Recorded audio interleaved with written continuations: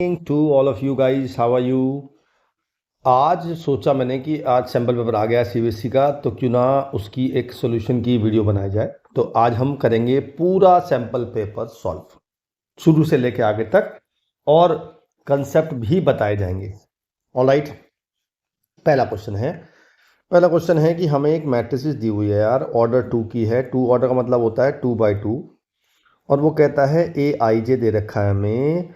अगर आई जे के इक्वल नहीं है तो 1 है, और आई अगर जे के इक्वल है तो 0 है, और मुझे ए स्क्वायर बताना है। तो पहले हम मैट्रिसेस बना लेते हैं। ए और 2/2 की है तो 4 एलिमेंट होंगे, A11, A12, A21 और A22। आपको पता है ये जो A11 होता है, इसमें पहला वाला होता है आई और दूसरा वाला होता है जे, ये तो सबको पता है। खैर, तो अगर आई जे के इक्वल नहीं है तो इन दोनों में आई जे के इक्वल नहीं है, राइट। तो इसकी वैल्यू होगी 1, और यहाँ पे आई और ए जे दोनों इक्वल है तो इन दोनों की वैल्यू होगी 0। इसका मतलब ए की वैल्यू आ गई 0, 1, 1, 0। और मुझे निकालना है ए स्क्वायर। तो ए स्क्वायर निकालने के लिए हम ए की ए से मल्टीप्लाई कर देंगे, यानी कि इस मैट्रिसेस की इसी मैट्रिसेस में मल्टीप्लाई कर देंगे। मेरे ख्याल से मल्टीप्लिकेशन आपको आता होगा, फिर भी एक बार कर लेते हैं। पॉज करो, खुद चेक करो। इसकी इससे 0 आएगा, इसकी इससे, पहले इसकी इससे कर लेते हैं तो 0 और 1। फिर ऐसे ही इसकी इससे करेंगे तो 1 प्लस इंटू 0 और 0।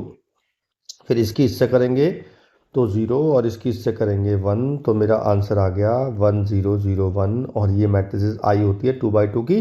जरा ऑप्शन देख लेते हैं कौन सा है। ऑप्शन नंबर डी आ गया। ठीक है, नेक्स्ट क्वेश्चन। ए और B are invertible square matrices of same order, then it is not correct. चलिए जी, पहला ऑप्शन है। मैं आपको 2 फॉर्मूले लिखवाता हूं, पहले आपको 3 फॉर्मूले बन गए। पहला फॉर्मूला, अगर मैं ए इंटू बी का होल मॉड करूं तो that is equal to mod A into mod B होता है। ये फॉर्मूला है। मॉड ऑफ ए इनवर्स होता है 1/mod ए, और ए बी का होल इनवर्स जो होता है वो B inverse into A inverse होता है। इसका मतलब ये वाला तो ट्रू है, पक्का ही तो फॉर्मूला ये सीधा। अब बात कर लेते हैं इसकी। अगर मैं इसमें ए बी होल इनवर्स है, पहले मैं लगाऊंगा ये वाली आइडेंटिटी, तो मैं इसको लिख दूंगा मॉड ए इनवर्स और मॉड बी इनवर्स। अब लगाऊं ये वाली आइडेंटिटी इसमें, तो ये हो जाएगा मॉड ए अपॉन मॉड बी। इसका मतलब ये भी ट्रू है। अब आ जाओ थर्ड पे। इसमें है ए बी इनवर्स का होल मॉड। पहले लगाऊंगा मैं इसमें ये वाली आइडेंटिटी, तो ये हो जाएगा 1/mod ए बी, और मॉड ए बी में लगाऊंगा ये वाली, तो ये हो जाएगा 1/mod ए इंटू मॉड बी। तो इसका मतलब ये भी इक्वल है। तो मेरा आंसर हो गया ऑप्शन नंबर डी। तो पहले का डी और दूसरे का, दोनों का डी आ रहा है भाई। नेक्स्ट है, the area of the triangle vertices दे रखे हैं 9, और मुझसे पूछता है वैल्यू ऑफ के की। तो मैट्रिक्स डिटरमिनेंट में सेकेंड एक्सरसाइज है, उसमें एक फॉर्मूला है एरिया ऑफ ट्राइंगल का। फॉर्मूला होता है half x1 y1 1 x2 y2 1 x3 y3 1। इससे आपका एरिया आ जाएगा, और एरिया मुझे 9 गिवन है। तो वैल्यू पुट कर देता हूं मैं। अच्छा, आप इनमें से किसी को भी x1 y1, किसी को भी x2 y2, किसी को भी x3 y3 मान सकते हैं, दैट इज अपॉन यू। तो -3 0 1 3 0 1 0 के 1, और ये इक्वल टू मुझे 9 गिवन है। तो इस 2 को ले आते हैं इधर मल्टीप्लाई में, तो इसको सॉल्व कर लेते हैं। इसका मॉड निकालना आपको आता होगा, और मैं जो मॉड निकालूंगा वो सेकंड कॉलम से निकालूंगा। क्यों निकालूंगा, मैं पहले ही बता चुका हूँ। जिस कॉलम में मैक्सिमम 0 हो आपको उसी से निकालना चाहिए, क्योंकि आपको इससे निकालने की जरूरत नहीं पड़ेगी, इससे नहीं पड़ेगी, केवल इससे निकालना है। तो इससे निकालेंगे के बाहर आ जाएगा और माइनस के आएगा, और इसको हाइड कर लेंगे तो -3 और -3 मॉड के अंदर इज इक्वल टू 18 आ गया। ये आ गया 6k is equal to 18, 6k is equal to +-18, K की वैल्यू आ गई +-3। देखना ऑप्शन है क्या ऐसा। Yes, option number B answer आ गया। अच्छा, बच्चे गलती करते हैं कि यहाँ प्लस माइनस नहीं लगाते, तो बी केयरफुल, यहाँ प्लस माइनस आएगा। बस इस क्वेश्चन को इसी वजह से दिया गया है कि आप प्लस माइनस लगाएं तो आपकी गलती ना हो। ऑलराइट, ठीक है। नेक्स्ट, चौथा क्वेश्चन है कि मुझे कंटिन्यूस दिया हुआ है और मुझे के की निकालनी है। बहुत सारे क्वेश्चन कराए मैंने आपको ऐसी। तो हम क्या करेंगे, LHL निकालेंगे। और उसको RHL के इक्वल पुट कर देंगे। और RHL मुझे गिवन है 3, तो LHL का फॉर्मूला होता है h tending to 0 f of 0 minus h। कहाँ पुट करेंगे? इस फंक्शन में पुट करेंगे, तो k into 0 minus h upon 0 minus h का मॉड इक्वल टू 3। ऊपर मॉड नहीं है तो ऊपर तो ऐसे ही रहेगा माइनस के एच, नीचे मॉड है तो ये h हो जाएगा, h से h कट गया। अब मुझे लिमिट लगाने की जरूरत ही नहीं है क्योंकि k तो बचा ही नहीं, तो माइनस के इज इक्वल टू 3 आ गया, k की वैल्यू आ गई -3। क्वेश्चन खत्म। ऑप्शन है ऐसा क्या? Yes, option number A. Next, हमें दो लाइन दी हुई हैं और मुझसे पूछा रहा है लाइन कैसी है, कोइंसिडेंट, स्क्यू, इंटरसेक्टिंग और पैरेलल। देखो 4 चीज आ गई आपके सामने, है ना। पैरेलल तो पता है क्या होती है, ये पैरेलल होती है, मैंने 3D की वीडियो बनाई थी उसमें बताया था स्क्यू लाइंस क्या होती हैं। इंटरसेक्टिंग लाइन जो होती हैं जो इंटरसेक्ट करती हैं। स्क्यू क्या होती है? स्क्यू वो होती हैं जो ना तो इंटरसेक्ट कर रही हैं और ना मीट करती है, मतलब एक और पैरेलल प्लेन में है ना। अपनी उंगलियों को रखोगे जब आप राइट हैंड की उंगली लीजिए एक और लेफ्ट हैंड की उंगली, दोनों को एक दूसरे के ऊपर रखिए और ऊपर कर दीजिए थोड़ी सी उंगली, तो ये होती है स्क्यू लाइंस। अच्छा, अब देखो देखते हैं कि ये जो वेक्टर है और ये वेक्टर है, इसके डायरेक्शन रेशियो है 2 3 -6 और इसके डायरेक्शन रेशियो है 6 9 -18। अगर मैं तीनों को डिवाइड करता हूं तो तीनों 1/3 आते हैं, इसका मतलब पैरेलल तो पक्का है। ठीक है। अच्छा, अब देखो ये पॉइंट दे रखा है और ये भी पॉइंट दे रखा है, ये पॉइंट तो डिफरेंट है, तो इसका मतलब पॉइंट डिफरेंट है, इसका मतलब कोइंसिडेंट तो नहीं है। अगर कोइंसिडेंट होती तो उसमें पॉइंट भी कॉमन होता, बट पॉइंट कॉमन है इसलिए लाइन है पैरेलल, क्योंकि दोनों की डायरेक्शन रेशोज का रेशो सेम है। जब भी दो वेक्टर के डायरेक्शन रेशोज का रेशो सेम होता है तब वो वेक्टर्स होते हैं पैरेलल। ओके, नेक्स्ट, मुझे इसका डिग्री निकालनी है। तो ऑर्डर डिग्री क्या होता है इसमें? हमने, अगर मैं बोलूं आपसे कि इस इक्वेशन को लाने के लिए मैंने कितनी बार डिफरेंशिएशन किया होगा, तो आप कहोगे 2 क्यों कहोगे? क्योंकि यहाँ पे d² y आ रहा है। जब मैं एक बार डिफरेंशिएट करता हूँ तो dy/dx आता है, जब मैं 2 बार करता हूँ तो d²y/dx² आता है। इट मीन्स मैंने 2 बार डिफरेंशिएशन किया होगा। तो जो 2 बार, जितनी बार डिफरेंशिएट उसे बोलते हैं ऑर्डर, और उसी की जो पावर होती है, मतलब d²y/dx² की पावर देखी जाती है, उसे बोलते हैं डिग्री। इसका मतलब इसकी डिग्री हो गई 2, क्योंकि इसकी पावर नहीं देखेंगे, इसकी पावर चाहे कितनी बड़ी हो, हमने जिस चीज के लिए ऑर्डर चेक किया है उसी की डिग्री चेक करते हैं। ऑलराइट, नेक्स्ट, अब लिखा है corner points of the bounded reason इतने दे रखे हैं, मतलब ये क्वेश्चन है लीनियर प्रोग्रामिंग का। अगर किसी ने नहीं की है तो प्लीज इसको आप छोड़ सकते हैं, क्वेश्चन को बाद में कर लीजिएगा। कॉर्नर पॉइंट्स है 0 3 पॉइंट यहाँ होगा, 1 1 1 1 पॉइंट यहाँ होगा और 3 0 पॉइंट यहाँ होगा। तो एक फिजिबल रीजन है हमारा जिसके कॉर्नर पॉइंट्स ये हैं, मींस हमारा फिजिबल रीजन ये हो गया। अच्छा जी, अब z दे रखा है, मिनिमम वैल्यू दे रखा है, z दे रखा है हमें px + qy, और वो कहता है दोनों जो मिनिमम है वो 3 0 और 1 1 पे करती है। तो मैं अगर z की वैल्यू निकालूं एट 3 0 तो ये आ जाएगी 3 × p + 0, और जब मैं निकालूंगा 1 1 पे तो आ जाएगी p + q। अब जब दोनों पे मिनिमम है इसका मतलब वो इक्वल तो होगी, तो मैंने इन दोनों को उठा के इक्वल पुट कर दिया, तो 3p = p + q आ गया, तो 2p = q आ गया। ये मेरा आंसर है। ऐसा ऑप्शन है क्या? हाँ जी है, तो सही, ऑप्शन नंबर बी। ठीक है, क्लियर। नेक्स्ट, रोम्बस दे रखा है, हमें एक रोम्बस बना लेते हैं, और वो कहता है रोम्बस है ABCD और इसके जो डायगोनल्स हैं वो E पे कट कर रहे हैं। ठीक है जी, मुझे बताना है इसकी वैल्यू क्या होगी। तो पहले देखते हैं EA कौन सा वेक्टर होगा? E से लेके A तक का वेक्टर EA वेक्टर हो गया, ये हो गया EA वेक्टर। अब EC देखते हैं, मैं पहले EC देख रहा हूँ।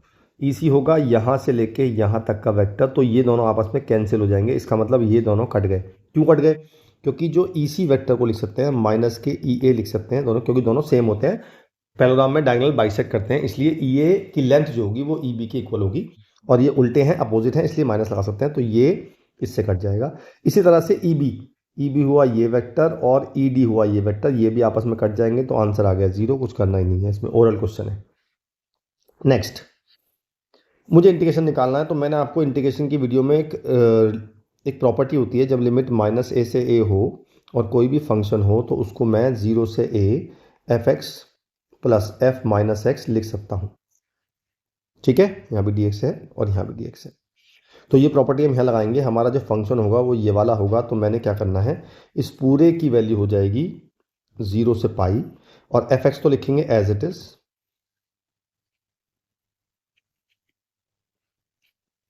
प्लस अब एफ माइनस एक्स में क्या करेंगे, हम एक्स की जगह माइनस एक्स पुट कर देंगे।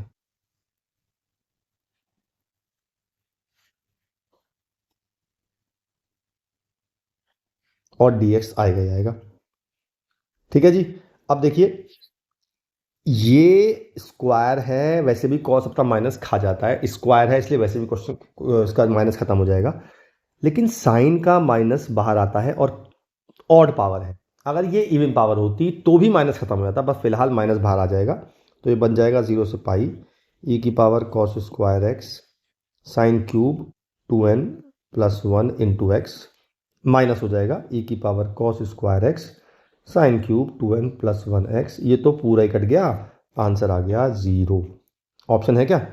Yes, option number B. Clear? Next, हमारे पास ए दिया हुआ है और मुझे मॉड ए पूछ रहा है। ठीक है, तो मैंने ए तो दे रखा है यार, एक बार निकाल कर ए ट्रांसपोज निकाल देते हैं क्या आता है ना। तो मैंने ए ट्रांसपोज निकाला तो आया 0 2x minus 1 root X 1 minus 2x 0 2 root X minus root X minus 2 root X 0। देखो ध्यान से देखो कि ये अगर 1 माइनस 2x है तो ये आ गया, माइनस कॉमन ले लें अगर यहाँ से, माइनस के 1 माइनस 2x आ गया, यानी इसका नेगेटिव आ गया। ऐसे ही इसको लिख सकते हैं माइनस के 2x माइनस 1, ये प्लस था तो नेगेटिव हो गया। It means I can say that A transpose equal to minus A, it means A is a skew symmetric matrices, right. और आप ये बात नोट कर लो कहीं पे कि स्क्यू सिमेट्रिक मैट्रिसेस का मॉड होता है 0। तो आंसर आ गया 0, आपको सॉल्व भी नहीं करना है। ठीक है।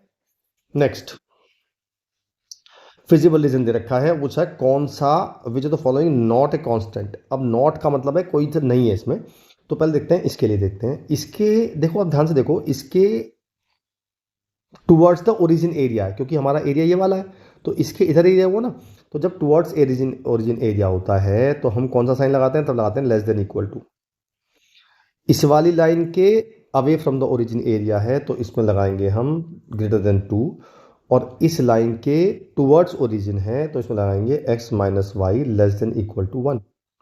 अब देख लो कौन सा इनमें से नहीं है। देखो ये वाला है क्या? हाँ ये वाला तो है। ये वाला है क्या?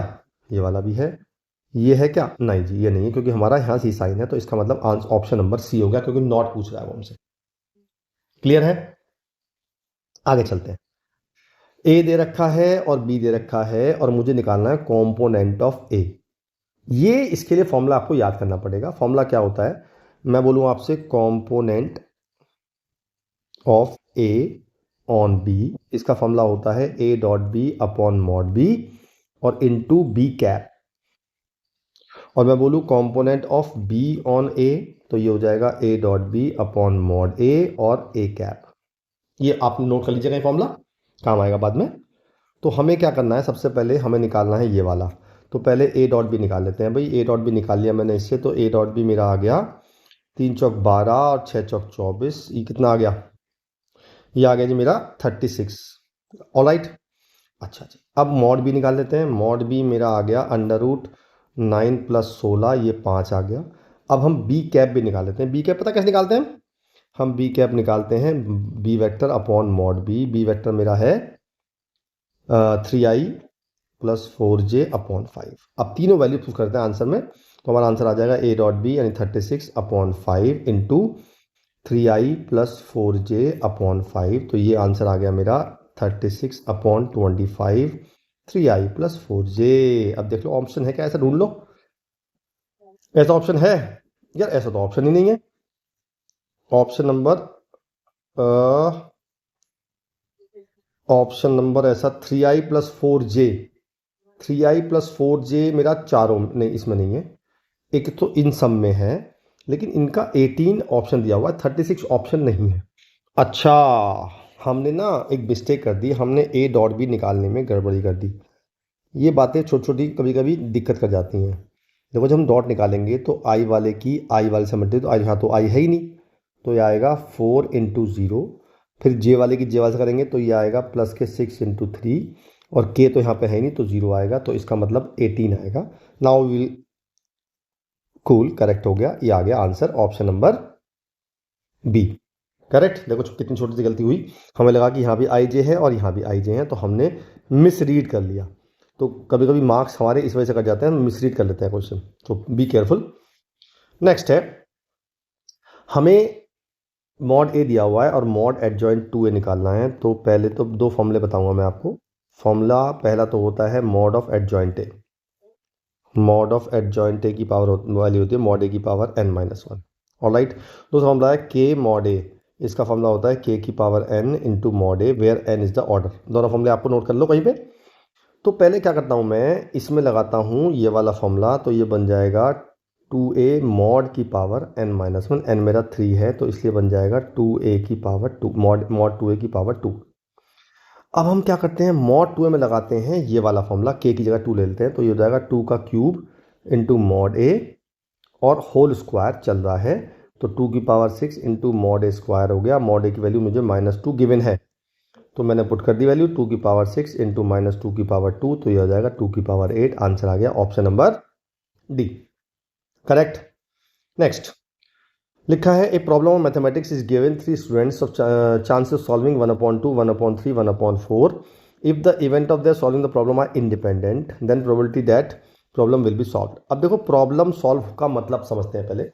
प्रॉब्लम सॉल्व का मतलब है कि अगर मैंने एक प्रॉब्लम 3 लोगों को दी, ए को दी, बी को दी, सी को दी, और मेरी प्रॉब्लम सॉल्व हो गई, इसके कितने मतलब निकलते हैं मैं आपको गिनवाता हूँ। पहला मतलब तो ये कि ए ने कर दिया, बी ने नहीं करा, सी ने नहीं करा, ए ने नहीं करा, बी ने कर दिया, सी ने भी नहीं करा, ए ने नहीं करा, बी ने नहीं करा, सी ने कर दिया, ए ने कर दिया, बी ने कर दिया, सी ने नहीं करा, ए ने नहीं करा, बी सी दोनों ने कर दिया, या ए ने कर दिया और बी ने नहीं करा और सी ने कर दिया, या तीनों ने कर दिया।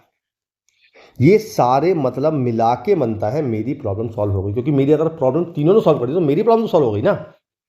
अब सोचो इनसे अलावा क्या बचा, इनसे अलावा बचा कि किसी ने भी प्रॉब्लम सॉल्व नहीं की, केवल ये ऑप्शन बचा ना हमारे पास। तो हम क्या करेंगे, इसकी प्रोबेबिलिटी निकालेंगे और उसे 1 में से माइनस कर देंगे, तो ये प्रोबेबिलिटी आ जाएगी शॉर्टकट। तो पहले निकालेंगे हम P A not intersection B not intersection C not, यानी कि P A not into P B not into P C not, because event are independent. P A not कैसे निकालेंगे, 1 में से पी को माइनस कर देंगे, 1 - 1/2, पी बी कैसे 1 - 1/3 और 1 - 1/4, तो ये आ गया 1/2 इंटू 2/3 इंटू 3/4, ये कट गया, 1/4 आ गई। किसी की ना करने की समस्या, और हमें निकालनी है एटलीस्ट 1 में से 1/4 माइनस कर देंगे, 3/4 आंसर आ जाएगा। ऑप्शन है ऐसा, हाँ यार ऑप्शन है, तो ऑप्शन नंबर डी, ठीक है। नेक्स्ट, हमें डायरेक्शन रेशियो कोसाइन दिए हुए हैं किसी चीज़ के, और वो देखो ध्यान से देखो, ये डायरेक्शन कोसाइन तीनों इक्वल हैं। तो मैंने आपको बताया था कि डायरेक्शन कोसाइंस के स्क्वायर का सम कितना होता है, हमेशा 1 होता है। तो इसका मतलब 1/c² plus 1/c² plus 1/c² 1, 3/c² 1, c² equal to 3, C आ गया ±√3, आंसर आ गया ऑप्शन नंबर डी। क्लियर है, बढ़िया है। चलिए आगे चलते हैं, ये तो थे ऑब्जेक्टिव्स। अब आते हैं बात असर्शन और रीजन बेस्ड, ठीक है।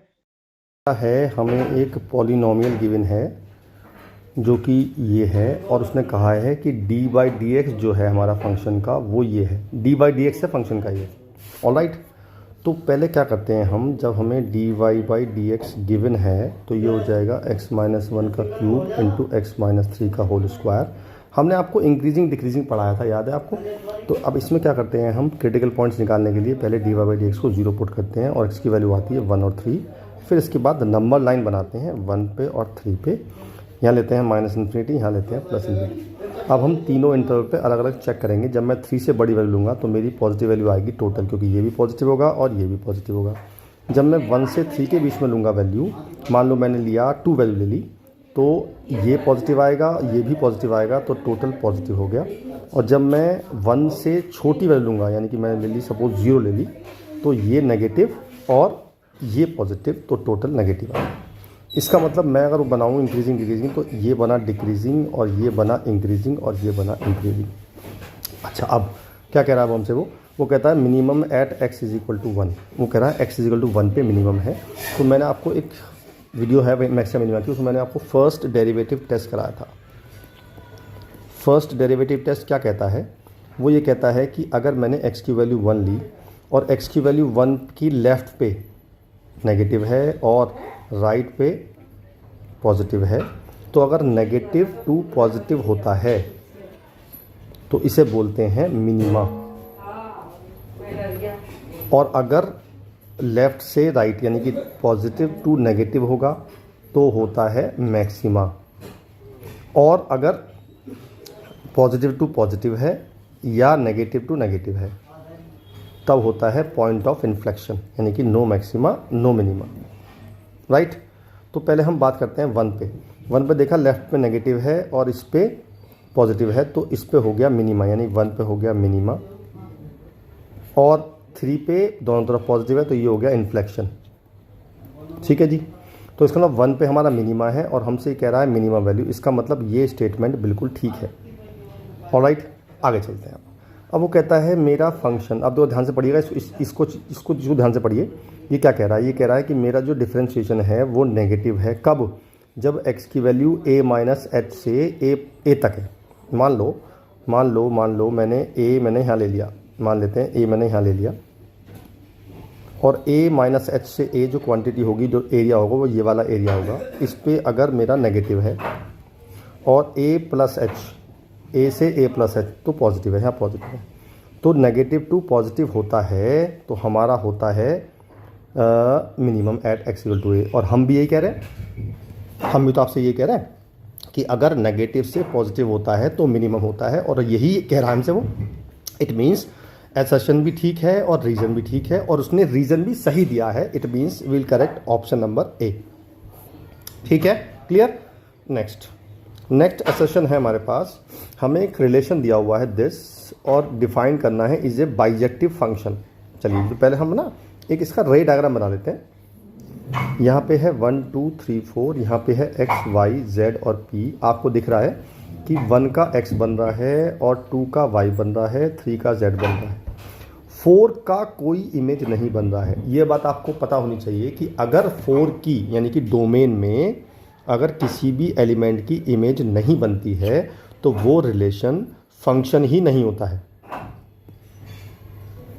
तो अगर ये फंक्शन ही नहीं है तो बाइजेक्टिव फंक्शन होने का मतलब ही नहीं बनता। It means this is wrong. आगे चेक करने की जरूरत नहीं है आपको। ए इज रॉन्ग है, ऐसा ऑप्शन केवल ए की होता है। ए इज रॉन्ग, डी ऑप्शन आ गया।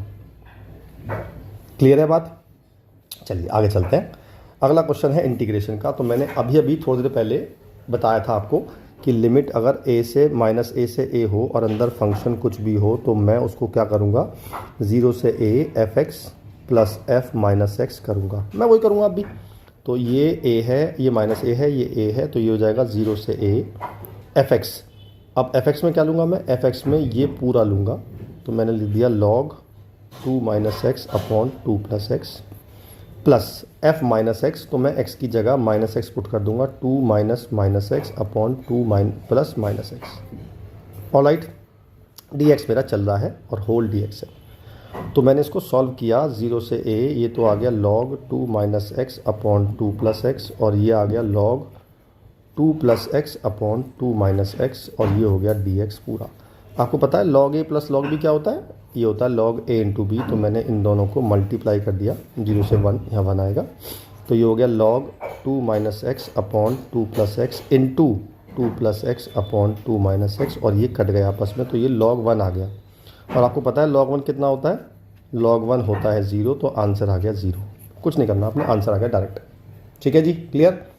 आगे चलते हैं। क्वेश्चन नंबर 25, वो कहता है check whether this has a critical points or not. आपको पता है क्रिटिकल पॉइंट्स क्या होते हैं? बताया था मैंने आपको, जब भी हम f डैश एक्स को 0 पुट करते हैं, जो उससे x की वैल्यू आती है उन्हें बोलते हैं क्रिटिकल पॉइंट्स।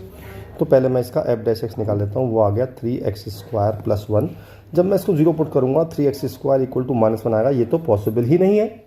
इसका मतलब इससे x की कोई रियल वैल्यू नहीं आएगी, right? No real value of x, so it has no critical points, right? Clear? Next हमें फंक्शन इसका इंटीग्रेशन करना है। सेक्शन सी स्टार्ट हो गया है। तो देखिए, आप देखिए, ध्यान से देखिए इस क्वेश्चन में, यहाँ भी x² है, यहाँ भी x² है और यहाँ भी x² है। तो जब कभी पूरे क्वेश्चन में सिंगल टर्म होती है तो हम क्या करते हैं, पार्शियल फ्रैक्शन लगाते हैं, और लेकिन उससे पहले x² को y सपोज कर लेते हैं। और जब मैं पार्शियल लगाता हूँ तो मैं इंटीग्रेशन का साइन नहीं लगाता, बी केयरफुल, क्योंकि because partial fraction is not the part of integration. अब लगाते हैं पार्शियल फ्रैक्शंस में a/y, यहाँ y आएगा, माय बैड, और प्लस b/y + 9। एलसीएम लेंगे तो एलसीएम से एलसीएम कट जाएगा, 2y + 3 आ जाएगा, a × y + 9 + b × y। एक बार y को रखेंगे 0, एक बार y को रखेंगे -9। जब मैंने y को 0 पुट किया तो लेफ्ट हैंड साइड पे 3 आ गया और यहाँ पे 9a आ गया। इससे मेरी a की वैल्यू आ गई 1/3। जब मैंने -9 रखा तो ये पूरा 0 हो गया। तो 9 दूनी 18 और 3 21 इज इक्वल टू आ गया 9, -9 रखा तो ये -9b। तो मेरी इससे b की वैल्यू आ गई -21/9, यानी कि -7/3। अब मुझे दोनों वैल्यूज़ यहाँ पुट करनी है और मुझे इसका इंटीग्रेशन करना है। तो a की वैल्यू 1/3/y और b की वैल्यू -7/3/y + 9 और होल dx है। अब देखो dx आ रहा है और मेरी y आ रही है। तो जब मैंने पार्शियल फ्रैक्शन सॉल्व करने के लिए x² को y माना था, इसे बोलते हैं अब मेरी लैंग्वेज में अनऑफिशियली y मानना, ठीक है? और अनऑफिशियली y मानते हैं तो हम इंटीग्रेशन करने से पहले y की वैल्यू पुट कर देते हैं, यानी कि 1/3 1/x² -7/3 1/x² और 9 को लिख दिया मैंने 3 का स्क्वायर। बस अब दोनों का अलग अलग इंटीग्रेशन करना है। 1/x² का होता है -1/3 -1/x, और इसमें लगाएंगे हम 1/x² + a² का फॉर्मूला, वो होता है 1/a tan 1 x/a। तो मेरा आंसर आ गया -1/3x और -7/9 tan 1 x/3 + c। ये मेरा आंसर आ गया। क्लियर है? चलिए अगला क्वेश्चन है प्रोबेबिलिटी से। हमें एक डिस्ट्रीब्यूशन दिया हुआ है px और हमें ये कंडीशन दी हुई है, जब x 0 होगा तो k होगा, 1 होगा तो एक टेबल बना लेते हैं यार। तो मैंने टेबल बना ली, ये x की वैल्यू, ये px की वैल्यू, x की वैल्यू 0 1 2 और बाकी तो है ही नहीं। 0 पे k है, 1 पे 2k है और इस पे 3k है, ठीक है जी। यहाँ पे वो 0 है। तो पहले पूछ रहा है what the value of k। तो आपको पता होना चाहिए, अगर प्रोबेबिलिटी पढ़ी है आपने, तो समेशन ऑफ px होता है 1 हमेशा। इसका मतलब k + 2k + 3k is equal to 1। तो k की वैल्यू 1/6 आ गई। इससे पहला हमारा आंसर आ गया। अब वो पूछ रहा है find the probability that p is less then 0 when x is less then 2। Less than 2 का मतलब है 2 से छोटा। 2 से छोटा केवल दो ही वैल्यू हैं, 0 और 1। तो हम 0 और 1 को ऐड कर देंगे, यानी k + 2k मेरा आंसर आ जाएगा, यानी कि ये आ जाएगा 3k। k की वैल्यू पुट कर देंगे 3/6 1/2 मेरा आंसर आ गया। क्लियर है? राइट। नेक्स्ट अगला क्वेश्चन है। पहला क्वेश्चन ये है, तो मैंने इसको चेंज किया यार। मैंने इसको चेंज ये किया कि मैंने ऊपर का रूट अलग कर लिया, तो ये हो गया x⁻½ और नीचे रूट के अंदर है 1 - x³। तो मैंने नीचे जो x³ लिखा है ना, मैंने इसको भी चेंज कर दिया यार। मैंने इसको लिख दिया 1 - x 1/2 की पावर x⁻3/2। एक मिनट रुक जाइए, मैंने लिखा इसे x⁻3/2 का होल स्क्वायर लिख सकते हैं ना, क्योंकि x³ भी आएगा। अब मैंने x⁻3/2 को t मान लिया। इसका differentiation 3/2 x⁻1/2 dx is equal to dt।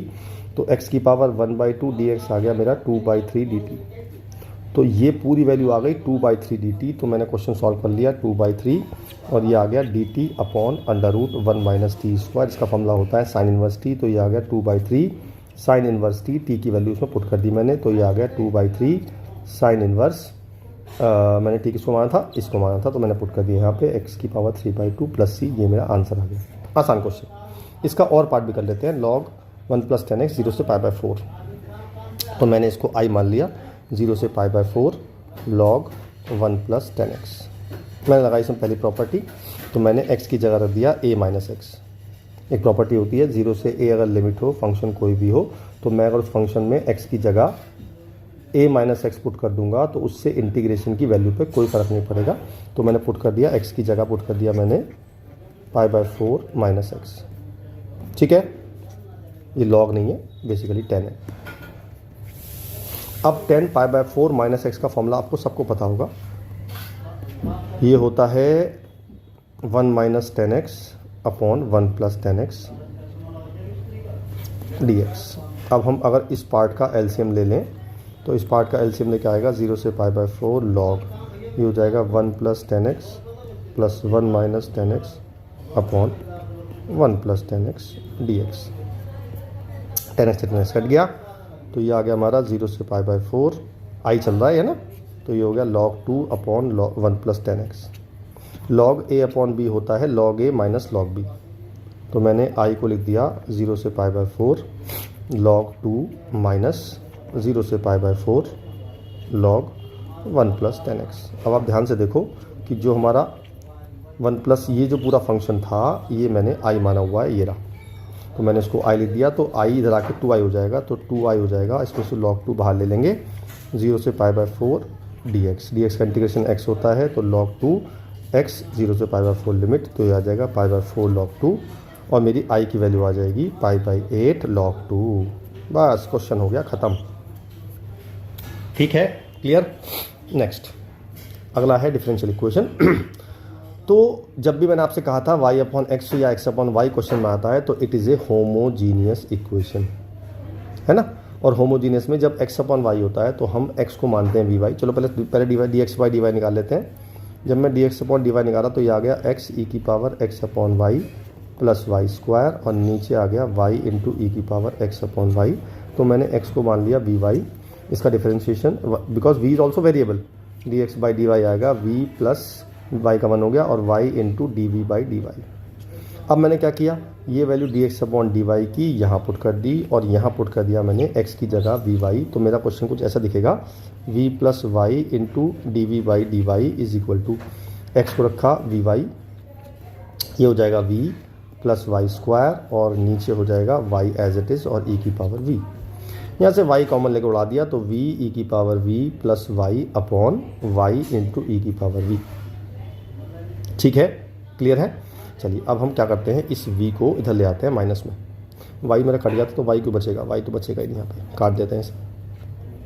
अब हम इस y को इधर ले आते हैं तो माइनस v इधर ले गए, तो ये हो गया y into D V by D Y is equal to V E की power v plus Y upon E की पावर v माइनस v। इसका एलसीएम ले लेंगे, v ई की power v plus Y minus v E की power v upon E की power v, ये इससे कट गया। अब बचा y into D V by D Y is equal to Y upon E की पावर v। अब y को अलग और x को y, तो y से कट गया, बहुत बढ़िया। अब मैंने v को अलग कर लिया और y को अलग कर लिया और कर दिया बोथ साइड इंटीग्रेशन, तो ये हो गया e की power v is equal to Y plus C. बस v की वैल्यू पुट कर दी x अपॉन वाई और ये मेरा आंसर आ गया। आप चाहो तो आंसर यहाँ छोड़ दो और चाहो तो लॉग ले लो बोथ साइड, तो x अपॉन वाई जाएगा लॉग वाई प्लस सी, तो x की वैल्यू आ जाएगी y लॉग y प्लस सी। ये मेरा आंसर आ गया। ऑल राइट, क्लियर है बिल्कुल बात, बहुत बढ़िया। इसका और पार्ट भी है, इसका और पार्ट है cos square X D Y by D X. इसको हम यहाँ कर लेते हैं, cos square X D Y by D X plus Y is equal to 10x। अच्छा जी, पूरी क्वेश्चन को पहले कॉस स्क्वायर से डिवाइड करते हैं, तो D Y by D X plus Y sec square X is equal to 10x into upon 10x into sec square X आएगा क्योंकि मैंने कॉस स्क्वायर से डिवाइड किया है। अब ये बन गया लीनियर डिफरेंशियल इक्वेशन। तो पहले हम आई एफ निकालेंगे, पी हमारा होगा सेक स्क्वायर एक्स और क्यू हमारा होगा 10x into sec square x. तो पहले आई एफ निकाल लेते हैं, आई एफ होगा ई की पावर पी डी एक्स यानी sec square X D X, तो ये आ गया ई की पावर 10x। अब आंसर होता है वाई इंटू आई एफ मतलब ई की power 10x is equal to Q यानी कि 10x into sec square X into E की पावर 10x डी एक्स। यहाँ पे हम 10x को t मान लेंगे तो sec square X D X बन जाएगा डी टी। तो ये क्वेश्चन बन जाएगा टी डी टी। इसका इंटीग्रेशन होता है टी ई की पावर टी माइनस ई की पावर टी प्लस सी। बस टी की वैल्यू पुट कर दो और आंसर आ गया ई की power ten inverse X I into E की power ten inverse X is equal to 10x E की पावर 10x माइनस ई की पावर 10x प्लस सी। आप चाहो तो ई की पावर 10x को पूरी इक्वेशन से कॉमन लेके काट सकते हो। तो फाइनल आंसर हमारा यहाँ पर बस ये, आप चाहो तो आंसर यहाँ छोड़ सकते हो। ओके, चलिए जी, नेक्स्ट क्वेश्चन हमारा ये है, लीनियर प्रोग्रामिंग का है। हमें z दिया हुआ है और हमें ये 4 इक्वेशन दी हुई हैं। तो मैंने आपको जब लीनियर प्रोग्रामिंग की आपकी वीडियो देखी होगी तो मैंने पहले क्या करना है, इसको 100 से डिवाइड करना है। तो x/100 plus y/50 greater than equal to 1। इसमें कुछ करने की जरूरत नहीं है, 2x is less equal to y आ जाएगा। इसमें 200 से डिवाइड कर देंगे तो x/100 plus y/200 less than equal to 1। अब इन्हें ड्रॉ कर लेते हैं जी। तो मैंने x पे 100 लिया, y पे 50 ले लिया, तो ये मिला दिया मैंने ऐसे, और ये ऐसा साइन है तो ये इस तरफ का एरिया होगा। ये लाइन जाती है हमेशा बीच में से, तो मैंने बीच में से लाइन खींच दी ऐसे, और इसमें y बड़ा है तो y की तरफ का एरिया शेड कर देंगे। दूसरा है x पे 100 है और y पे 200 है, और इसको भी मिला दिया, और इसका एरिया ये अंदर का एरिया है, और इसका मतलब होता है फर्स्ट क्वाड्रेंट से बाहर नहीं जाना है आपने। तो बेसिकली मेरा जो कॉमन एरिया फिजिबल रीजन आ गया वो मेरा ये आ गया। ठीक है जी। अब इसके कॉर्नर पॉइंट्स 4 पॉइंट्स हैं। पहला ये वाला पॉइंट है, ये है 0,50। दूसरा ये वाला, ये है 0,200। अब बात थी ये वाला और ये वाला, इनकी नेमिंग कर देते हैं A, B, C और D। अब मुझे B और C पॉइंट नहीं पता, तो मुझे C पॉइंट निकालना पड़ेगा। C पॉइंट निकालूंगा मैं इस इक्वेशन को, और इस इक्वेशन को सॉल्व करके y की जगह 2x पुट कर दूंगा इस इक्वेशन में। तो 2x plus 2x is equal to 200। x की वैल्यू आ जाएगी 50, y की वैल्यू आ जाएगी 100। तो ये पॉइंट आ गया 50,100। ऐसे ही मैं b निकालूंगा, तो b मेरे लिए इसको सॉल्व करूंगा, तो पुट कर दूंगा y की जगह 2x। तो x plus 4x is equal to 100। x की वैल्यू आ गई 20, y की वैल्यू आ जाएगी 40। तो ये पॉइंट हो गया 20,40। अब ये चारों पॉइंट पुट करेंगे z में। z निकालेंगे, एक बार निकालेंगे 0,50 पे, एक बार z निकालेंगे 0,200 पे, एक बार z निकालेंगे 50,100 पे, और एक बार z निकालेंगे 20,40 पे। चलिए निकाल लेते हैं। पहले 0,50 रखेंगे यहाँ पे, तो 0 हो जाएगा, 50 ये 100 आएगा। फिर मैं 0,200 निकालूंगा तो ये आ जाएगा 400। फिर 50,100 निकालूंगा तो 200 और 50, 250 आ जाएगा। फिर मैं निकालूंगा 20 और 40, तो 20 और 80 100 आ जाएगा। वो पूछ रहा है फाइंड द मिनिमाइज करना है, मतलब मिनिमम वैल्यू निकालनी है। तो मेरे मिनिमम वैल्यू आ रही है 100 पे। It means minimum at x is equal to 20 and y equal to 40। That is my answer. Clear है बात? बिल्कुल बढ़िया। अब आपको अगला क्वेश्चन ये अपने आप सॉल्व करना है। एक बार कोशिश करो कि इनको लाइन को ड्रॉ करना है और फिर पॉइंट्स निकालने हैं और पॉइंट इसमें पुट करने हैं। अगर वो आ जाएगा तो ठीक है। ठीक है, क्लियर है? बहुत बढ़िया। अच्छा, एक बात और इसमें होती है, जब मिनिमम पूछते हैं हमसे तो हमें ये पता करना होता है कि यार ये मिनिमम वैल्यू है या नहीं है ना? तो एक बार चेक कर लेते हैं कि मिनिमम वैल्यू इस पर है कि नहीं है। ऑलराइट, तो हम कहाँ करें, ये ऐसा कर लेते हैं कि जो z होता है हम उसको रखते हैं, let say this is less than equal to 100। अगर ऐसा हुआ तो इसकी बनेगी x/100 plus y/50 less than equal to 1। तो x पे 50, y पे 100, तो यही कुछ लाइन आ रही है और इससे नीचे का एरिया आ रहा है। तो ये वाला रीजन और फिजिबल रीजन में कुछ भी कॉमन नहीं है। It means it is a minimum value. ठीक है, सो हमारा आंसर हो गया 20,40। अब ये आप अपने आप करेंगे, मैक्सिमाइज करना। मैक्सिमाइज में ये सब चेक नहीं करना होता, मैक्सिमाइज में जो मैक्सिमम आता है वही हमारा आंसर होता है। ऑलराइट, चलिए नेक्स्ट करते हैं। इसमें क्या करते हैं हम, पहले इसका लॉग लेते हैं बोथ साइड। तो ये हो जाएगा log a plus B X plus Y upon X log e is equal to log x। log e की वैल्यू 1 होती है, तो मेरा y अपॉन एक्स आ गया log x minus log a plus B X. अब करते हैं डिफ्रेंशिएशन। इसमें लगाते हैं quotient rule. x as it is y का y dash minus y as it is x का 1 हो गया, और नीचे आ गया x स्क्वायर। इसका हो गया 1 अपॉन एक्स, और इसका हो जाएगा 1 upon a plus B X, और B X A plus B X का हो जाएगा b। अब इस तरफ का एलसीएम ले लेते हैं भाई, एलसीएम ले लिया तो x into A plus B X आ गया, और यहाँ आ गया a plus B X minus B X से बी एक्स कट गया, एक x से ये x भी कट गया, तो मेरा आ गया X Y dash minus Y is equal to A X upon A plus B X. अब करते हैं बोथ साइड दोबारा डिफ्रेंशिएशन, इसमें लगाते हैं दोबारा product rule, x as it is Y dash का Y double dash plus Y dash as it X का 1 हो गया और इसका हो गया वाई डैश। इसमें लगाते हैं क्वेश्चन रूल, पहले a plus B X as it is A X का a हो गया minus A X as it is का हो जाएगा b, और नीचे आ गया a प्लस बी एक्स का होल स्क्वायर। तो आप देख रहे होंगे ये इससे कट गया, तो मेरा आ गया X Y double dash is equal to, multiply कर देते हैं A square plus A B X minus A B X, नीचे आ गया ए प्लस बी एक्स का होल स्क्वायर, ये इससे कट गया, तो मेरा आ गया X Y dash double dash is equal to A upon A plus B X का होल स्क्वायर। और मुझे मेरे ख्याल से यही तो प्रूव करना है, यस मुझे यही प्रूव करना है, मेरा आंसर आ गया। क्लियर है। नेक्स्ट है हमारा कि हमें रफ स्केच बनाना है और मुझे एरिया निकालना है रीजन का। चलिए तो पहले हम इसका बनाते हैं, तो पहले बनाया y is greater than equal to 0, ये तो पता ही है हमें, इसका पता तो बाद में बात करेंगे। पहले बनाते हैं y less than equal to X square plus 1, एक है y ग्रेटर देन 0 ले चुके हैं, y less than equal to X plus 1 और x 0 से 2 के बीच में है। चलिए जी, तो एक काम करते हैं, पहले बनाते हैं ये एक पैराबोला है, इसको हम इधर ले आते हैं y minus 1 less than equal to X square, तो ये एक अपवर्ड पैराबोला है जिसका वर्टेक्स है 0,1, तो 0,1 वर्टेक्स और बना दिया मैंने अपवर्ड पैराबोला। ये क्वेश्चन है y equal to X plus 1, तो ये 1 से पास होगी, स्लोप 1 है इसका और c भी 1 है, तो ये ऐसे पास होगी, और x की वैल्यू 0 ये हो गई और x की वैल्यू 2 मेरी ये हो गई। अब मेरी 2 वैल्यू यहाँ कैसे आई ये समझ लो आप, क्योंकि मैं 2 वैल्यू यहाँ भी खींच सकता था और यहाँ भी खींच सकता था, तो उसके लिए मुझे पहले ये वाला पॉइंट निकालना पड़ेगा यार। तो मैंने क्या किया, मैंने इन दोनों को सॉल्व कर लिया और उससे x और y की निकाल ली मैंने, y को इक्वेट किया तो X square plus 1 equal to X plus 1, तो x की वैल्यू 1 आ गई। इसका मतलब ये वैल्यू अगर 1 है तो 2 मेरी यहाँ पे होगी। और अब आते हैं बात इस साइन की, ये है इसके अंदर का एरिया, बाहर का एरिया आएगा जिसमें ओरिजिन आ रहा है, इसके भी बाहर का एरिया आएगा, और x की वैल्यू 0 से बड़ी है और 2 से छोटी है, तो टोटल जो कंबाइन एरिया आया मेरा वो मेरा ये वाला एरिया आ गया।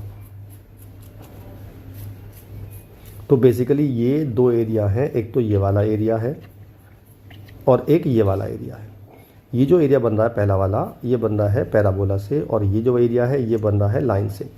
तो हम लिखेंगे 0 से 1 y ऑफ पैराबोला प्लस 1 से 2 y ऑफ लाइन, बस आंसर आ जाएगा। तो पैराबोला है एक्स स्क्वायर प्लस 1, 0 से 1 प्लस 1 से 2 और x प्लस 1। अब इनका इंटीग्रेशन लिमिट लगाएंगे, ये हो जाएगा x cube by 3 plus x, limit लगाएंगे 0 से 1 plus x square by 2 plus x 1 से 2। सॉल्व कर लो, आंसर आ जाएगा। तो ये हो जाएगा 1/3 प्लस 1, 0 से 0 हो जाएगा, प्लस 2 से हो जाएगा 4/2 प्लस 2 माइनस 1/2 माइनस 1, 1 से 1 कट गया, ये हो गया 2, तो 1/3 प्लस 4 माइनस 1/2, इसका एलसीएम आएगा 6, 2 प्लस 24 माइनस 3, तो मेरा आ गया 23/6, ये मेरा आंसर आ गया। क्लियर है बात? चलो बहुत बढ़िया, अगला क्वेश्चन करते हैं। 33 इसमें लिखा है कि n एक नेचुरल नंबर है और एक एलिमेंट ये है और एक एलिमेंट ये है, उसका अगर रिलेशन बनाते हैं तो वो ये बनता है। तो मुझे बताना है कि ये इक्विवेलेंस रिलेशन है। तो पहली बात तो ये आप कंफर्म कर लो कि ये जो ए बी है ना, ये एक एलिमेंट है और ये दूसरा एलिमेंट है। तो पहले हम रिफ्लेक्सिव प्रूव करते हैं जी। रिफ्लेक्सिव में क्या करते हैं, हम सेम एलिमेंट का सेम एलिमेंट से लेते हैं, राइट। पहले समझ लेते हैं कि रिलेशन कह रहा है। वो कह रहा है कि अगर ए बी का हम सी डी से रिलेशन करते हैं तो आता है A D is equal to B C. अगर मैं ऐसा करूं कि b को इसके नीचे ले आऊं, d को इसके नीचे, तो ये आ जाएगा a upon B is equal to C upon D. ऐसा कह रहा है कि this upon this is equal to this upon this होना चाहिए। तो रिफ्लेक्सिव क्या किया मैंने, 2 एलिमेंट लिए, एक तो ए बी और दूसरा भी ए बी लिया क्योंकि मुझे सेम एलिमेंट चाहिए। तो मैं करूँगा a अपॉन बी, ये अपॉन ये और ये अपॉन ये तो हमेशा ही इक्वल होते हैं। तो आप लिखेंगे ए या आप कुछ और ले लीजिए, X belongs to R for all values of x belongs to n. So this relation is reflexive.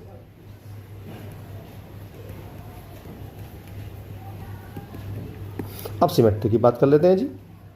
Symmetric में मैंने लिया पहले ए बी का लिया सी डी से, तो ये हिसाब से बनेगा मेरा A upon B is equal to C upon D.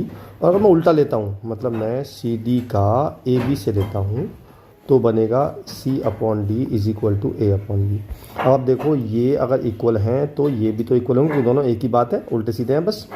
इसका मतलब मैं कह सकता हूँ कि अगर X Y belongs to R है तो Y X also belongs to R होगा for all values of X and Y belongs to N. So this relation is symmetric. अब बात करते हैं ट्रांजिटिव की। ट्रांजिटिव का मतलब होता है कि अगर मैं लूँ ए बी का सी डी से लूँ तो वो बन रहा है मेरा A upon B is equal to C upon D.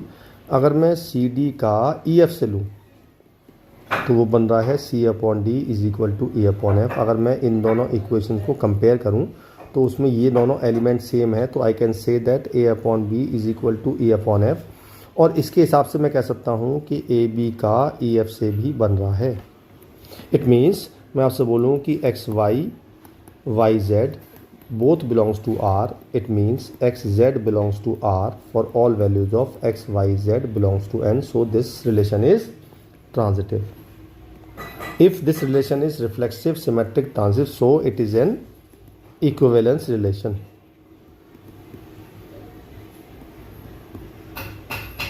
अब बात करते हैं इक्विवेलेंस क्लास की।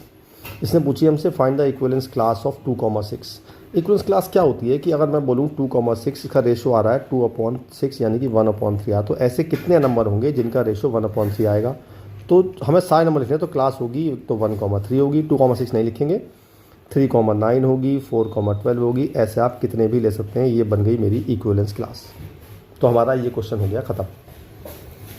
आगे चलते हैं। आगे है हमारा एफ एक्स, हमें ये दिया हुआ है, हमें फंक्शन दिया हुआ है, फंक्शन को मुझे 1 1 और ऑन टू प्रूव करना है। तो फंक्शन देखो यहाँ फंक्शन दिया होता है, इस फंक्शन का मतलब क्या होता है, इसका मतलब होता है ये हमारी डोमेन है और ये हमारी कोडोमेन है। तो हमारा फंक्शन नोट कर लेते हैं। हमारा फंक्शन जो है वो है x upon 1 plus mod x, और हमारा डोमेन है r और को डोमेन है -1 से 1। इंक्लूड है क्या, नहीं है, देख लेते हैं। नहीं जी, इंक्लूड नहीं है, तो ये मेरा को डोमेन हो गया, राइट। अब मुझे पहले 1 1 प्रूव करना है। तो 1 1 का तरीका क्या होता है कि हम fx1 is equal to fx2 put करते हैं और चेक करते हैं 1 1 आ रहा है कि नहीं आ रहा है। अगर इससे x1 is equal to x2 आता है तो हमारा फंक्शन 1 1 होता है। लेकिन अब दिक्कत ये है कि हमारा यहाँ पे मॉड है, तो मॉड खोलने के लिए हमें डिसाइड करना पड़ेगा कि x हमारा पॉजिटिव है या नेगेटिव है। तो हमें केस लेने पड़ेंगे। पहला केस लिया मैंने, जब मेरा x1 तो है पॉजिटिव और x2 है नेगेटिव। अगर मैं ऐसा लेता हूँ तो मेरा आएगा fx1 जो आएगा वो आएगा x1 upon 1 plus x1 is equal to x2 upon 1 minus x2, क्योंकि नेगेटिव है। क्रॉस मल्टीप्लाई कर देंगे, x1 minus x1 x2 is equal to x2 plus x1 x2। तो ये आ गया x1 minus x2 is equal to 2x1 x2, right, आ गया। अब ध्यान से सुनना क्या कह रहा हूँ मैं, ये पॉजिटिव है, ये नेगेटिव है। अगर मैं किसी पॉजिटिव में से नेगेटिव को माइनस करता हूँ तो हमेशा पॉजिटिव आएगा, और जब मैं पॉजिटिव इंटू नेगेटिव हूँ तो हमेशा नेगेटिव आएगा। तो positive quantity can not be negative quantity, so this case doesn't exist. मतलब ये केस हम ले ही नहीं सकते, ऐसा पॉसिबल ही नहीं है। इसी तरह से सेकंड केस लूँगा, जब मैं x1 को लूँगा नेगेटिव और x2 को लूँगा पॉजिटिव, सेम केस बनेगा, ये भी एग्जिस्ट नहीं करेगा। तो अब मैं क्या करूँगा, मैं थर्ड केस लूँगा, जब मैं लूँगा x1 को भी पॉजिटिव और x2 को भी पॉजिटिव। तो मेरा आ जाएगा x1 upon 1 plus x1 is equal to x2 upon 1 plus x2। तो x1 plus x1 x2 is equal to x2 plus x1 x2, ये कट गए, तो x1 is equal to x2 आ गया। तो मेरा फंक्शन 1 1 हुआ इस केस के हिसाब से। मान लो मैंने केस 4 लिया, केस 4 में मैंने लिया x1 को भी नेगेटिव और x2 को भी नेगेटिव। तो मेरा आ जाएगा x1 upon 1 minus x1 is equal to x2 upon 1 minus x2, cross multiply x1 minus x1 x2 is equal to x2 minus x1 x2, ये भी इक्वल आ गए। इट मीन्स मेरा फंक्शन 1 1 हो गया। क्योंकि 4 केस बने टोटल, 2 केस तो possible ही नहीं थे, तो वो केस कंसीडर ही नहीं किए जाएंगे। 2 केस लिए मैंने, एक ये वाला, दोनों से x1 इक्वल टू x2 आ रहा है। It means this function is 1 1। अब ऑन टू की बात कर लेते हैं। ऑन टू में क्या करते हैं, हम फंक्शन को y मान लेते हैं, पता है ना आपको। अब निकालते हैं x की value in terms of y। इसमें भी 2 केस लेने पड़ेंगे। एक बार x को लेते हैं नेगेटिव, मेरा पॉजिटिव लेते हैं पहले, तो y equal to x upon 1 plus x. अब निकालते हैं x की value in terms of y, तो y plus y x is equal to x, y is equal to x minus y x. यहाँ से x कॉमन ले लिया, 1 minus Y is equal to y, तो x की value आ गई y upon 1 minus y, और x लिया है मैंने positive, it means this should be greater than equal to 0, या हाँ ठीक है। तो y अपॉन माइनस कॉमन ले लेंगे, लेस देन इक्वल टू 0 हो जाएगा, तो यहाँ से y की जो वैल्यू आएगी वो आएगी 0 से 1 के बीच में, ठीक है। अच्छा, अब दूसरा केस लेंगे, जब x लिया मैंने नेगेटिव तो कुछ चेंज नहीं आएगा, यहाँ आ जाएगा y upon x upon 1 minus x. फिर इससे भी निकालेंगे y की वैल्यू, मतलब x की y टर्म में, तो ये आ जाएगा y upon 1 plus Y into x, x की वैल्यू आ जाएगी y अपॉन 1 प्लस वाई, और मैंने x को लिया है negative, it means less than equal to 0, तो y upon 1 plus y less than equal to 0, तो इससे y की वैल्यू आएगी -1 से 0 के बीच में। अगर मैं दोनों को कंबाइन कर दूँ तो मेरी y की जो वैल्यू आएगी वो आएगी -1 से 1। जब हम वैल्यू नीचे से लेते हैं तो यहाँ पे इक्वल टू नहीं आएगा और यहाँ भी इक्वल टू नहीं आएगा, तो मेरा आएगा -1 से 1, और यही मेरा कोडोमेन है। तो मेरी रेंज और कोडोमेन इक्वल आ रही हैं, इसका मतलब मेरा फंक्शन 1 भी है और ऑन टू भी है, तो ये फंक्शन है बाइजेक्टिव। क्लियर? नेक्स्ट, ये मुझे सॉल्व करनी है, तो मैंने क्या किया, 1 अपॉन एक्स को a मान लिया, 1 अपॉन वाई को b मान लिया, 1 अपॉन जेड को c मान लिया, तो इक्वेशन बन गई 2a plus 3b plus 10c is equal to 4। ये बन गई 4a minus 6b plus 5c is equal to 1, और ये बन गई 6a plus 9b minus 20c equal to 1। हमारा आंसर होता है x is equal to a inverse b। इसमें जो x होगी वो तो होगी a b c, और जो a होगी वो होगी कोफिशिएंट्स, यानी कि 2 3 10, 4 माइनस 6 5, और 6 9 माइनस 20, और जो b होगी वो इक्वल टू में गिवन होता है हमें, ये 2 है, माय बैड, तो ये हो जाएगा 4 1 2। अब हमारा काम है पहले a इनवर्स निकालना, तो उसके लिए मुझे एडजॉइंट a निकालना पड़ेगा। एडजॉइंट a निकलता है कोफैक्टर के ट्रांसपोज से, तो कोफैक्टर निकाल लेते हैं साथ साथ, और कोफैक्टर का ट्रांसपोज कर देते हैं, ठीक है। तो कोफैक्टर निकाल लेते हैं साथ साथ, तो मेरे कोफैक्टर आप निकालना, आपको निकालने आते हो cofactor 150 75, my bad 75 110 72 150 minus 100 0 75 30 minus 20। इसका ट्रांसपोज कर देंगे तो मेरा एडजॉइंट आ जाएगा 75 110 720 150 माइनस 100 0 75 30 और माइनस 24। ये मेरा एडजॉइंट आ गया। अब मॉड ए निकाल लेते हैं, इसका मॉड निकालते हैं, इसका मॉड निकालते हैं, इसका मॉड निकालते हैं, तो मेरा मॉड जो आ रहा है वो आ रहा है 3 into 120 minus 45 minus 3 into minus 80 minus 30 और प्लस 10 इंटू 36 प्लस 36, तो ये मेरा टोटल आ रहा है 1200। तो मेरा ए इनवर्स आ गया, ए इनवर्स आ गया 1 अपॉन 1200 इंटू एडजॉइंट ए, यानी कि 75 150 75 110 माइनस 130 72 0 माइनस 24। बस अब मुझे निकालना है x equal to A inverse B. तो एक्स लिया है मैंने A B C, A inverse हो गया 1 अपॉन 1200 75 150 75 110 माइनस 100 30 72 0 माइनस 24, और बी है मेरा 412। बस अब इसको मल्टीप्लाई कर देंगे, तो मेरा मल्टीप्लाई करके आ जाएगा, आप करिएगा मल्टीप्लाई, तो ये आ जाएगा 600 400 और 240, तो ये आ जाएगा 1 अपॉन 2 1 अपॉन 3 1 अपॉन 5। तो मेरी ए की वैल्यू आ गई 1 अपॉन 2, बी की आ गई 1 अपॉन 3, सी की आ गई 1 अपॉन 5। तो मैंने एक्स को माना था 1 अपॉन ए, वाई को 1 अपॉन बी, जेड को 1 अपॉन सी, तो इससे मेरी एक्स की वैल्यू आ गई 2, वाई की वैल्यू आ गई 3, जेड की वैल्यू आ गई 5, मेरा आंसर आ गया। ऑलराइट, चलिए नेक्स्ट क्वेश्चन करते हैं। लिखा है इमेज नहीं बतानी है मुझे, ये पॉइंट दे रखा है और एक लाइन की क्वेश्चन दे रखी है, तो ये मान लो ये लाइन है और ये पॉइंट है 1 6 3, ये पॉइंट ए मान लेते हैं, इसे कहते हैं फुट ऑफ द परपेंडिकुलर, इसको बी मान लेते हैं, और इमेज मान लेते हैं सी, ये मान लेते हैं एक्स वाई जेड। तो सबसे पहले क्या करते हैं, हम बी पॉइंट को लेट करते हैं इस इक्वेशन से।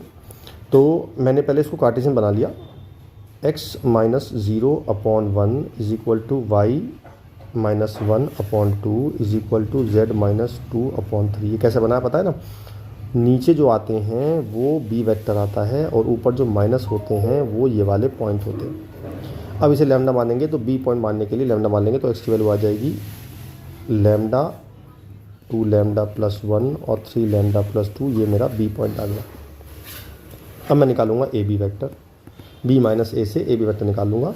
तो lambda minus 1i plus 2 lambda minus 5j plus 3 lambda minus 1k, ये मेरा ए बी वैक्टर आ गया। अब अगर आपने देखा हो, मेरी वीडियो देखी हो अगर आपने 3D की स्ट्रेट लाइन की वीडियो, तो वो ये जो बी वेक्टर होता है ये क्या होता है, ये होता है एक पैरेलल वेक्टर लाइन के पैरेलल, यानी कि ये वेक्टर होगा i plus 2j plus 3k होगा। अब आपने देखा कि ए बी वेक्टर और ये वेक्टर आपस में परपेंडिकुलर है। It means a b vector का डॉट बी से हम 0 पुट कर देंगे। बी वेक्टर ये रहा, ए बी वेक्टर ये आ गया, डॉट रखते हैं। तो lambda minus 1 plus 2 into 2 lambda minus 5 plus 3 into 3 lambda minus 1 equal to 0। तो lambda minus 1 plus 4 lambda minus 10 minus plus 9 lambda minus 3 equal to 0। 9 और 4 13 एक 14 lambda is equal to 14। Lambda की वैल्यू 1 आ गई। तो लैम्डा की वैल्यू पुट कर देंगे हम बी पॉइंट में। तो मेरा पहला पॉइंट बी पॉइंट आ जाएगा, वो आ जाएगा 1, 3, 5। अब मुझे इमेज निकालनी है। तो मैं क्या करता हूँ, इमेज पता है आपको, फिजिक्स पढ़ी है आपने कि जिस डिस्टेंस पे हमारा ऑब्जेक्ट होता है उसी डिस्टेंस पे इमेज बनती है। इसका मतलब ये हुआ कि ए का और सी का जो मिड पॉइंट होगा वो बी होगा। तो मैं ए और सी का मिड पॉइंट निकाल लेता हूँ। तो x प्लस 1/2, y प्लस 6/2 और z प्लस 3/2 और इक्वल टू पुट कर देता हूँ 135। बस इससे मेरी x की वैल्यू आ जाएगी।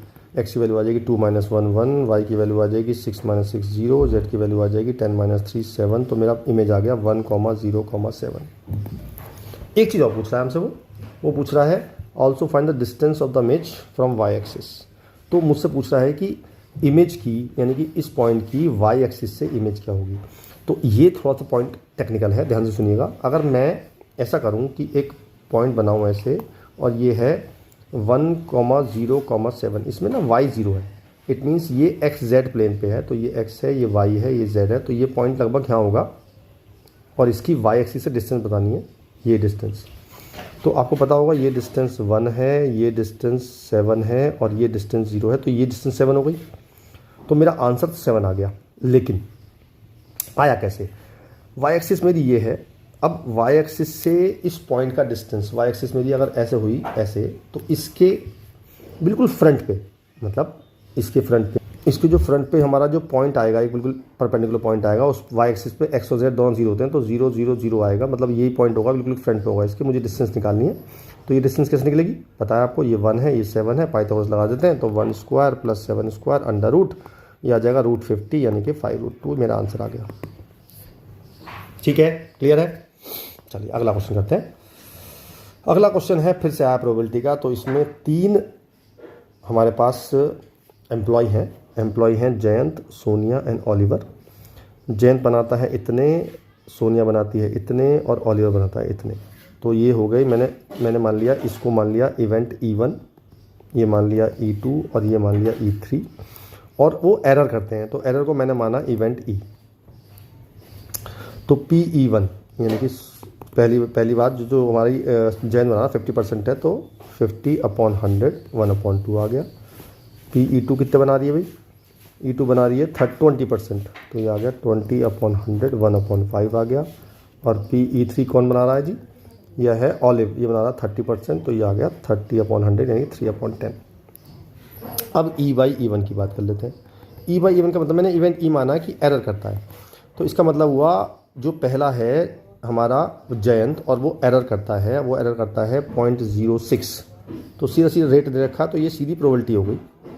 PE/E2 ये भी सीधी प्रोबेबिलिटी हो गई, ये हो गई हमारी 0.04। और PE/E3 ये हो गई हमारी 0.03। ये हमें डाटा दे रखा है सारा। अब हम बात करते हैं क्वेश्चंस की। पहला क्वेश्चन है find the probability Sonia process form and committed mistake. इसका मतलब पहला पार्ट में पूछ रहा है वो सोनिया, यानी सोनिया मैंने किसको माना है? E2 को, है ना। तो पहले पूछ रहा है वो सोनिया करती है और वो साथ में कमिट भी करती है एरर, यानी कि पूछ रहा है वो PE2 इंटू E/E2। तो 1/5 इंटू 0.04 यानी कि 1/5 इंटू 4/100, यह आ जाएगा 25। तो मेरा आंसर आ जाएगा 1/125। ठीक है जी। सेकेंड पार्ट कर लेते हैं। सेकेंड पार्ट में कह रहा है वो हमसे find the probability that committing error processing के फॉर्म। हमें एरर की निकालनी है केवल, यानी कि PE निकालना है। आपने पढ़ा होगा प्रोबेबिलिटी में, P होता है summation of P E I into P E by E I, इसका समेशन जितने भी दे रखे हों, आई की वैल्यू जितने भी हों, मैंने 1 से 3 तक है। तो पहले पी ई वन रखेंगे, ई वन है मेरा कितना 1/2, और ई बाई ई वन निकाल चुका मैं 0.06, plus e to 1/5 into 0.04 plus 3/10, और इसकी प्रोबेबिलिटी कितनी है बाई 3, 0.03। बस इसको सॉल्व करना है, आंसर आ जाएगा।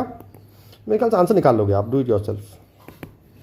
अगला है मैनेजर, देखो शायद एक मिसप्रिंट हो गया है, find the probability that olive committed a mistake. कोई भी पूछ सकता है वो आपसे, मैं तो ऑलिव का एग्जांपल लिया है, आप हो सकता है वो पूछ ले, सोनिया पूछ ले, हो सकता है वो पूछ ले जयंत। तो बेसिकली ऑलिव पूछ रहा है, इट मीन्स वो पूछ रहा है E3/E, मतलब एरर तो एरर तो हो गई और वो ऑलिव ने की। तो इसका फॉर्मूला होता है PE3 इंटू PE/E3, और नीचे पूरा PE जो निकाला है वो एज इट इज़ यहाँ आएगा, ये PE पूरा। तो PE3 हम निकाल चुके हैं, वो है 3/10 इंटू 0.03, और PE हमने ये जो निकालेंगे वो हम यहाँ पुट कर देंगे, तो मेरा इसका आंसर आ जाएगा। ठीक है, अब सोचो वो क्या पूछ रहा है हमसे, वो अगले पार्ट में पूछ रहा है, वो सबका समेशन पूछ रहा है, यानी कि E1/E, E2/E, E3/E। बड़ा सिंपल है, आप सोचो, जब मैं E2/E निकालूंगा तो ऊपर आ जाएगा PE2 इंटू PE/E2, और नीचे PE एज इट इज़ आएगा। अब मैं PE3/E निकालूंगा तो क्या होगा, PE3 इंटू PE/E3 आ जाएगा, और नीचे PE आ जाएगा। अब सोचो जब मैं इन तीनों को ऐड करूंगा तो ऊपर आएगा this plus this plus this, और नीचे PE तो आएगा ही एलसीएम लेके, और जो ऊपर प्लस करा वो भी PE हो गया, नीचे भी PE हो गया, आंसर आ गया 1।